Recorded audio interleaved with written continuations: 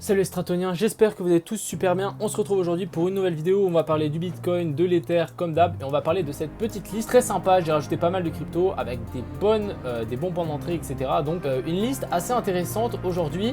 Donc on est tout de suite parti. Quand même vidéo assez intéressante par rapport au G7, etc., etc. On a fait un dump après un méga pump. On va regarder tout ça. J'espère que ça va vous plaire. On est tout de suite parti. Donc hier ici on a fait une méga mèche, donc moi je me suis dit que ça allait vraiment pumper, ça a pumpé sévère, on s'est fait repousser mais directement et c'est revenu réintégrer cette espèce de range mais directement ici, c'était vraiment instant. Donc finalement casser ici la zone entre les zones des 41 500 et 42 000, je vous dis c'est la zone vraiment clé où il y a tout. Il y a d'ailleurs cette EMA 200, il y a l'autre ici, cette ancienne résistance. On a énormément d'indicateurs qui nous indiquent qu'ici on est sur une zone dure et du coup actuellement on vient de se faire rejeter par celle-ci, donc faites attention. Personnellement je suis sur aucune position parce qu'il y a le G7, je pense que ça va short un max, mais du coup on a commencé à dégringoler. Ici moi je partageais du coup ça parce qu'on fait souvent des petits Bart Simpson et ça m'a fait penser à un petit Bart Simpson ici, genre les cheveux tac tac tac et ensuite on chute. Donc c'est exactement ce qu'on est en train de faire ici, donc plutôt cool. Ouais, plutôt cool, c'est une façon de parler parce que moi j'aime pas quand ça dump. Non je rigole, il faut pas avoir d'émotion les gars. Donc pour moi le Bitcoin ici peut chuter et je pense que la zone clé et la zone sur laquelle il faudra tenter de rentrer, ça sera ici. Donc c'est entre la zone des 37 200 à 37 600. On va avoir cette trendline à mon avis aussi qui va venir s'appuyer, qui va nous aider à faire support clairement. Donc ça c'est cool et vraiment si on arrive à se maintenir en fait dans ce petit canal haussier que on a ici environ, hein, voilà c'est plus tac, un truc comme ça, dans ce canal haussier ici, bah c'est très good. Donc pourquoi pas venir s'appuyer sur cette trendline ici pour ensuite repartir. Je pense que même cette zone, on peut l'agrandir jusqu'ici en haut. Tout dépendra à mon avis de cette trendline si on la lâche ou pas. Et du G7 qui va arriver normalement ce soir, cette nuit, donc affaire à suivre. Ici, on peut voir donc ici en 1 heure, j'avais cette jolie trendline et moi je me suis dit, mais j'ai pas vu quand j'étais pas dans l'écran quand il y avait la clôture, mais je me suis dit, dès qu'on fait une clôture sous cette trendline, je short directement. Donc j'aurais short ici, je l'ai pas fait malheureusement, dommage. Donc maintenant soit on va venir faire un pullback ici dessus pour ensuite rechuter. Si on fait un pullback, c'est clair et net que je rentre, nous faire un pattern comme ceci, taper, mettre par exemple ici, mettre son stop au-dessus de ce top là et puis ça on vient chercher vers la zone des 37 000, quelque chose comme ça nous fait environ un ratio de 4, donc c'est plutôt encourageant et plutôt ça se prend ce genre de choses. Donc voilà, pourquoi pas faire un pullback. S'il n'y a pas de pullback c'est pas grave, je vais laisser couler tranquillement pour la suite du Bitcoin, mais vraiment je vais laisser couler clairement. Donc voilà, vraiment revenir vers la zone des 37 400, c'est vraiment la zone à retenir. 37 400, 37 300, 37 600, vraiment cette pattern et cette zone ici ça pourrait vraiment être super. On va tirer aussi un petit Fibo pour voir, on pourrait, voilà, pile poil la zone des 0,382, parfait. Donc encore une zone de confluence en plus. Et quand même, je vais quand même vous montrer, mais ici vraiment, on s'est fait vraiment repousser par cet ancien top ici, mais vraiment poil des fesses. Donc assez violent quand même, on a vraiment fait un gros pump and dump, assez violent. Et du coup maintenant on va continuer. Je pense que soit on continue clairement à descendre ici, soit on instaure un petit W, on vient taper la zone ici des 40 000 et ensuite on rechute.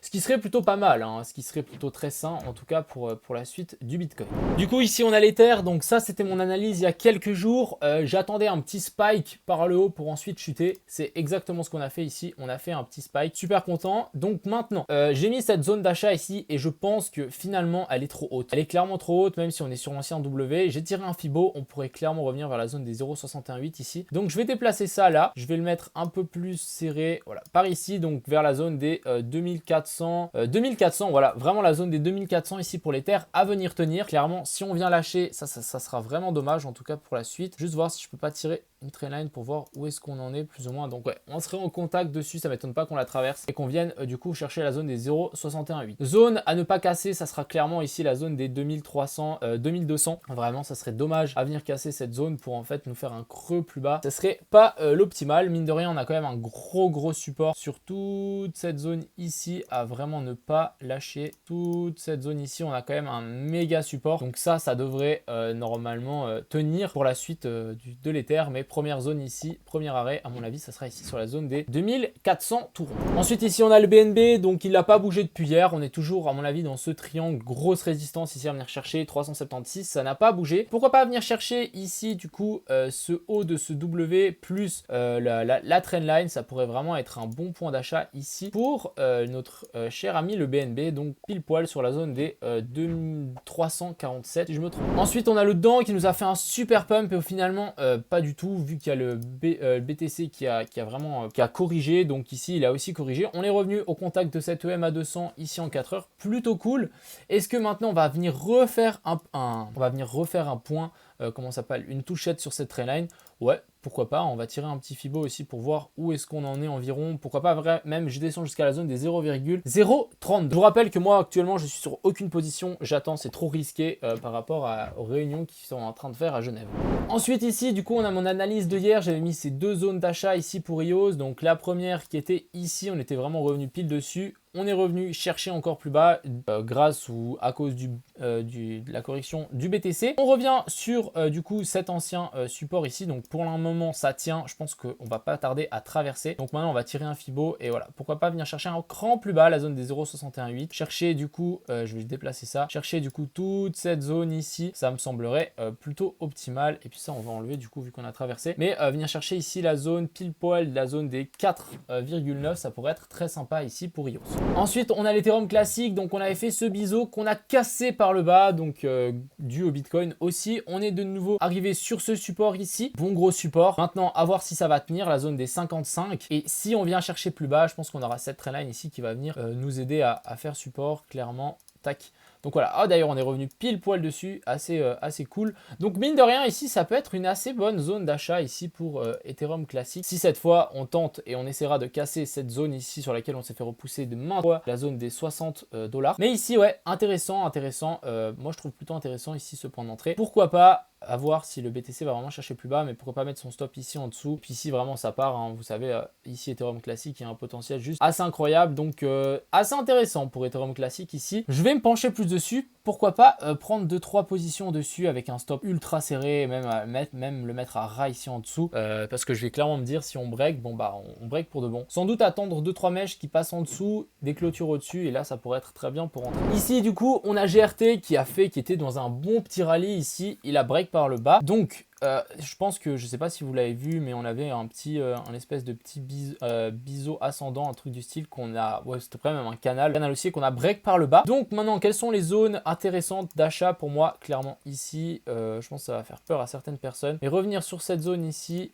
ça pourrait me paraître excellent vers la zone des 0,62 centimes. On va tirer un petit Fibo. Pourquoi autant bas? En fait revenir tester ce W qu'on n'est pas venu tester. On revient souvent tester les W et ça peut être une très bonne zone. Mine de rien, on a aussi un très gros support sur ici qui pourrait clairement coller avec la zone des 0,618 si on adapte un peu ça. Donc là, c'est aussi un joli support à venir, attention. Donc deux zones potentielles d'achat, les 0,65 et encore plus bas, la zone des 0,628. Ensuite, ici, on a SNX, donc pas du tout. Bon, ici, on avait fait un joli petit support, on avait rebondi. Finalement, on a break par le bas, du Bitcoin aussi. Donc ici, on est actuellement en train de travailler la zone des 0,5. Je pense qu'on descendra plus bas. Et on reviendra chercher du coup la zone des 0,60 un peu plus bas, voire 0,68 et voir les prix des 0,7. Je pense que ici, je vais vous tirer un petit rectangle, mais ici ça peut être une excellente zone d'achat. À mon avis, hein, si on ne vient pas chercher plus bas, bien évidemment.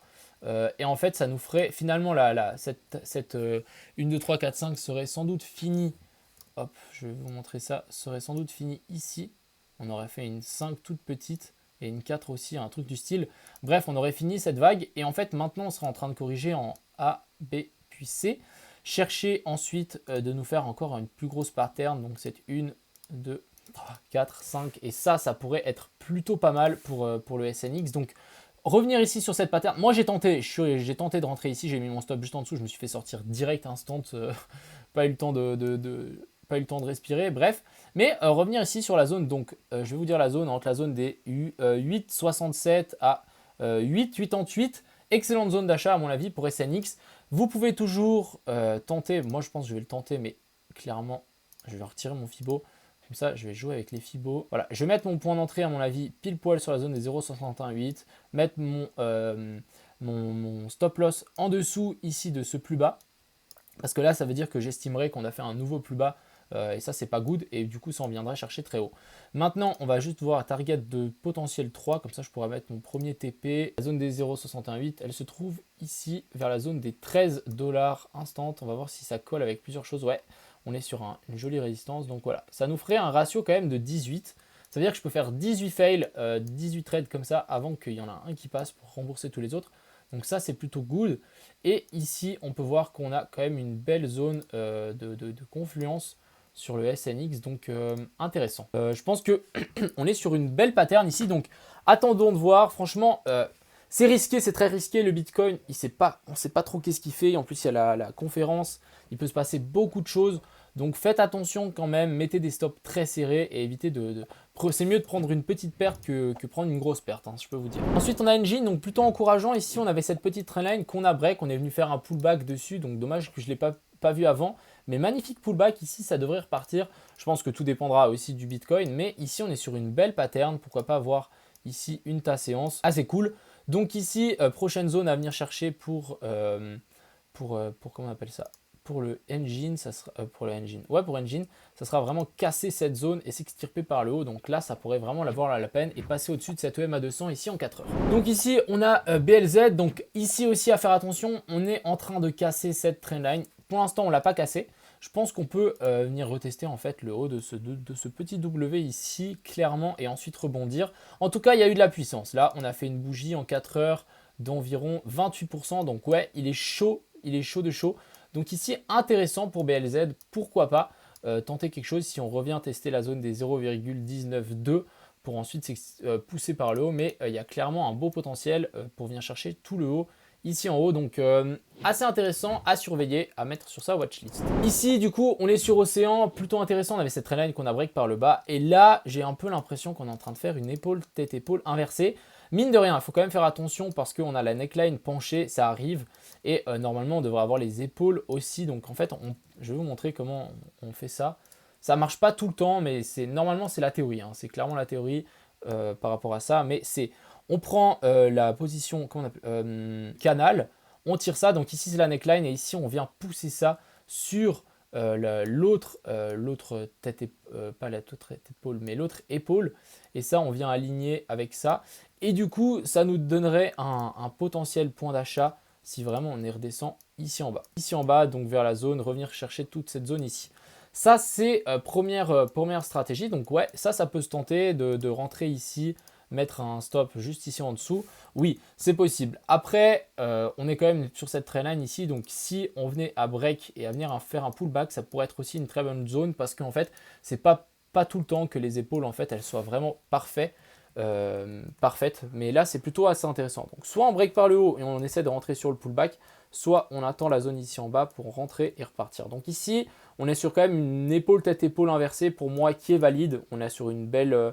ici, on a une belle épaule, une belle tête. Après, c'est ici, l'impression qu'un peu elle n'a pas trop grandi. Donc soit elle n'a pas encore été faite, soit elle est là, mais on attend un petit pullback pour vraiment confirmer ça. Et ensuite ici, on avait Unify, donc on a fait ce beau biseau qu'on a break par le haut. On a fait un magnifique petit run, ensuite pour monter vraiment à l'exponentielle, donc vraiment verticalement. Et ici, clairement, on est en train de faire un beau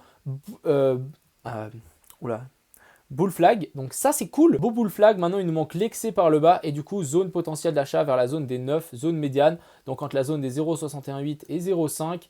Je crois que on est aussi sur, on est sur une belle zone ici. Regardez-moi, on a fait des beaux allers-retours. Belle zone de confluence ici. Donc ça va de la zone des 9, 18 à les 8, 8. Donc très belle zone intéressante. Je vais mettre une petite alerte, mais je pense que ça peut clairement se payer ici pour Unify. Donc voilà, j'espère que cette vidéo vous a plu. Alors maintenant, on attend, soit on va faire un pullback, soit le G7 nous donne des mauvaises news et on vient chercher du coup la zone ici des 37 000 et des brouettes. D'ailleurs, je vais faire un rectangle, donc 37 300, on a dit 37 300 à 37 600. On verra si ça tient. Mais ici, ça peut être une excellente zone d'achat pour le BTC. Donc voilà, j'espère que cette vidéo vous a plu. Soyez prudents, mettez bien vos stop loss. Et puis, excellente soirée. Ciao tout le monde. Crypto, million. Crypto, million. Crypto, million.